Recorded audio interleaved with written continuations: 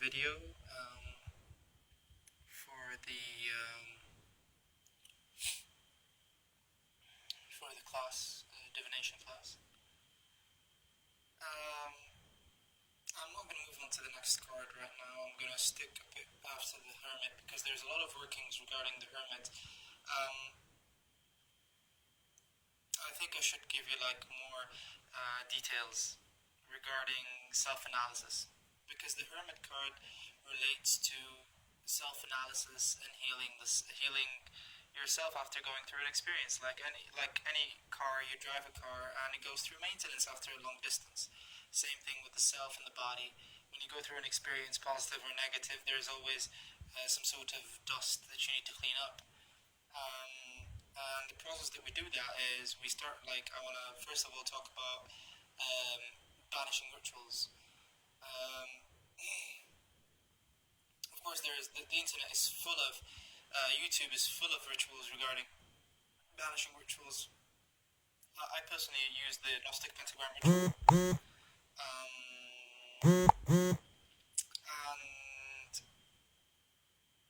the Gnostic pentagram ritual is very, very. The results it leads to are unbelievable. It's been more useful to me than the lesser banishing ritual of the pentagram or the greater banishing ritual of the pentagram. But the results vary from one person to the other, and in my case, it doesn't have to be your case like mine. So construct your own banishing ritual, because the banishing ritual that I do is not just the Gnostic pentagram; it has other sections in it. And if you want to know it, just ask.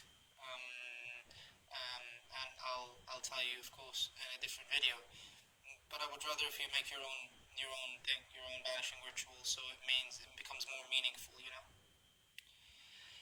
That's for the first thing. The second thing on self-analysis, I promised one of you guys to talk about the 8 selves. I will in this video, but let me start first talking about the selves and how you deal with them. Of course, when you, in your dreams, when you write down your diaries, you'll notice during the day how you are usually invoking your peers. I've talked about that in The Magician, and finding teachers in others and whatnot. And there is a positive side to it and a negative side to it. A positive side to it is that you learn. It's easier to learn from someone when you're invoking them. Like when you're invoking a god, you're absorbing the knowledge that they could, like the knowledge that is in alignment with your current state or the current state of action and thought and emotion. But the same thing happens when you deal with people. When you're dealing with people and you invoke them unintentionally, because we invoke people unintentionally until we notice that we're doing that. And I think some people call it psychic vampirism. But I don't think it's the same thing, because vampirism is more of like, it's not necessarily intentional or unintentional. You suck the life out, energy out of a certain person, so you can feel happy. We all do that. Like, don't demonize anything that you do intentionally or unintentionally. Just learn how you do it so you use it right. Because we all need to suck energy from somewhere. But it's better to take it from your own actions rather than to take it from a person. Which leads me on to sex. Let's start with the 8 selves, starting from the purple self onto the octarine self. Purple self is in the groin area. It's the sexual self. And then you've got the blue self, which is the wealth self. The blue self and the purple self are around the groin area, and this area is called the geosphere. This is where everything supposedly starts and whatnot. Then you've got the biosphere, which contains the green self and some parts of the blue self, but mainly green self. I'll describe everything afterwards. Then you got the anthroposphere, which is the heart near the chest area. And the anthroposphere has the 2 cells, the black self and the red self. The red self is the one responsible for being passionate about life through exercise, constant exercise, and whenever you are going through magical wars, this is the self that's working, you know. Black self is the self of entropy. And the entropy self is more about killing off the habits that don't serve you anymore. And it's about more or less dealing with pretty much a clean kill, a clean cut kill. There's no other way of saying it. Sometimes, like Peter J says in his book in Chaos, which means that if you are trying to kill someone, then you're not really a good magician, because if you are a good practitioner, you wouldn't have come to this point at all. You could have done a shitload of things before you get to this point. This is the worst case scenario that you can ever get to, is an entropy to a person or to an enemy. So most of the time, instead of like introject this desire to kill someone, and you'll find that it's just your ideal self playing tricks on you, which leads us to the other part, which is in the throat area, where we deal with the ideal self in the yellow self, and this place is called the noosphere. Right? The noosphere. I just like saying it, the noosphere. The noosphere is about the yellow self and the orange self. The yellow self is about the product, the self-love, the ideal self formulated, and the ideal self that you have built up intentionally and unintentionally since the day you are born. And this ideal self, its opposite is the diminished self. And both of them, they are opposite of the same coin. In the workings of the yellow self, we are working to evolve into the true self. Of course, there's no such thing as truth. If you say in language truth, then it's a lie. Because you negate the sensation of truth by trying to think about it, so it no longer exists in its truth. But what I'm trying to say is that I'm trying to hold my laughter, because I laugh at myself every time I try to pretend like I know something that I know. The point is, when you're dealing with the true self and the ideal self and the diminished self, you gotta know, like, the true self is the one that doesn't give a fuck. True self kind of gives a sort of, what's it called? A necessity, a feeling of necessity. You gotta do it now. If you don't do it now, you won't be able to do it again. You might die now. Oh my god. And that kind of sense that always tells you that you gotta do it right now, otherwise you won't be able to do it ever. And the diminished self is the opposite. It just tells you you can't do it ever. And you might as well not try. It's not worth it. You're not worth it. Fuck it. The true self is, fuck both of y'all motherfuckers. I'll do it whenever I want to do it, wherever I want to do it, regardless of both of your existences. In order, of course, it's easier said than done, because the ideal self, everyone has a certain grip. If he's gripped by the ideal self, then he's afraid of the diminished self. If he's gripped by the diminished self, then he's being controlled by the ideal self. And it's very interesting to see how you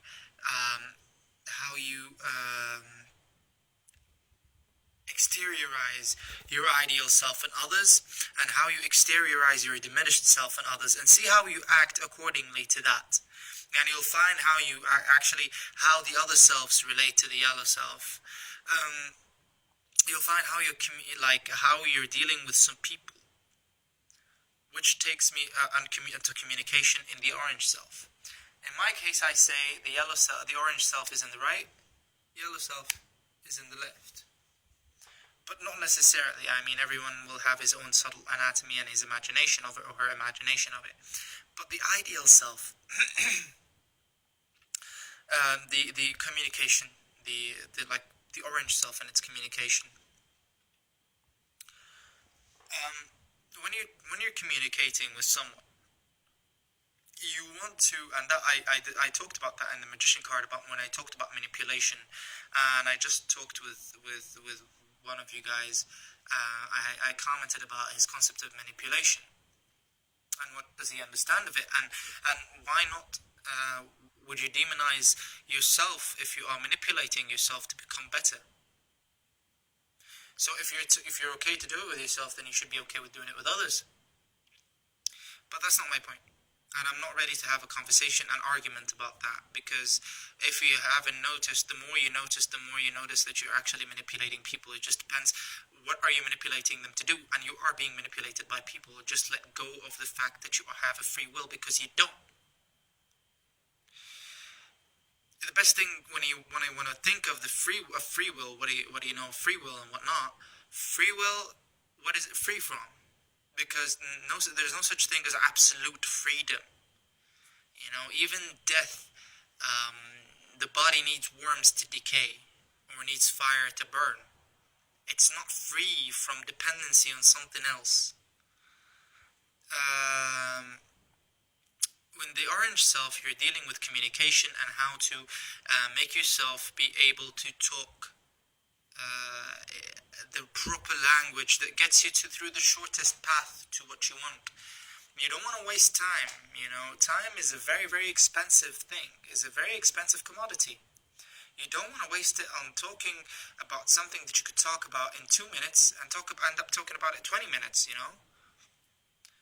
So the choice of language is very important, and that's what the orange self deals with. The octarine self, which is basically the chaos sphere. The buttholes. The chaos sphere, where the octarine self resides, is the self that knows of all the other selves, supposedly, and it sees all the can of worms that resides in every self, including the can of worms that resides within it. You know, because no self is free from perfection. Is free from imperfection. Freudian slip of the tongue. But it's more important when you're dealing with the octarine self to know what is it for? What am I doing this for? So you don't end up being a mystic. The difference between a magician and a mystic is that a magician has a will and has, not a will, but more of like, he has a desire to manifest. The mystic, he has a desire to manifest, but at the end of the day, he would pollute. I don't mean to judge mystics really, but the thin line between mysticism and magic is that magic, you're doing your will. Mysticism, you're trying to explore, I don't know. I got out of mysticism a while ago. I don't want to go back in there. And whatever I'm going to say would probably be a bit biased and not coming from true experience, but like past experiences that I want to get out of my psyche. So I wouldn't really give my opinion about it. But magic, at the end of the day, is more about like casting your will to obtain a certain desire. In order to do that, you need to have certain magical capabilities, including the exercises that I gave you and the exercises that you'll go on the internet and search and look for. All of that are workings of the octarine self, where you develop your will and your presence and awareness and your mojo, where you basically know how to communicate with communication would go with the orange self as well.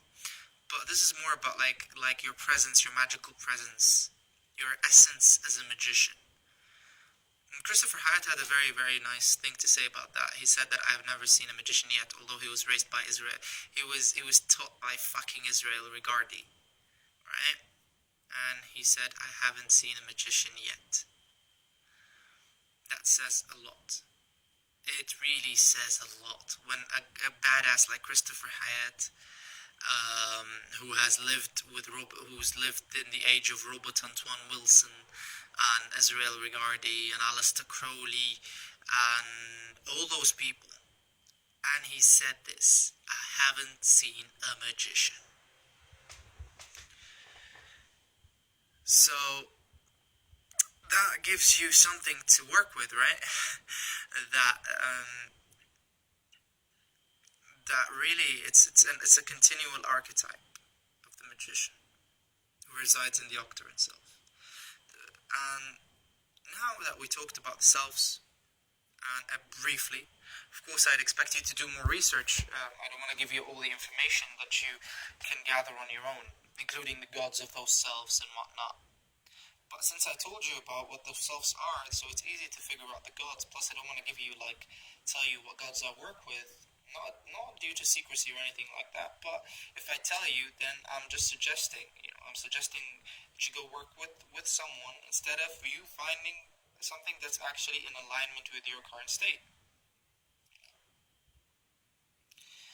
Um, that's for the selves.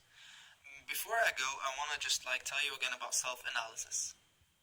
Now, I spent a big time in it when I was talking about the yellow self, about the ideal self and the true self and the diminished self.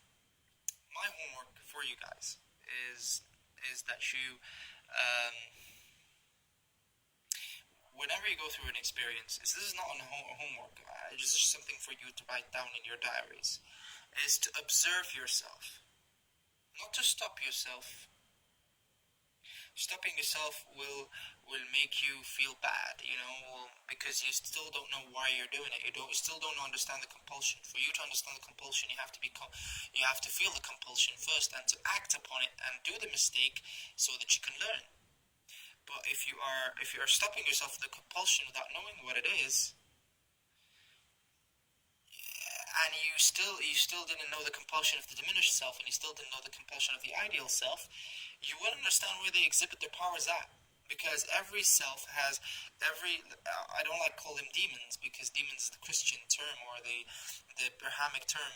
Actually, there are other demons in other mythologies, but let's say what doesn't go in accordance with your will, we tend to demonize that because we don't understand it. But if you allow yourself to just disconnect, which would be easier through meditation, so you can see the compulsion, and that might drag you into the abyss of that compulsion. But once you get out of it, you will learn through the steps that you take out of this abyssal hole what you needed to learn. And this is the second installment about the hermit. And I'll see if there's something else I want to add more about this card, and say more about it. But for now, I'll see you soon, and keep practicing. And if you have any questions, please ask me. And if you feel like it should be private, then send me a message. Let's keep evolving together. Idris.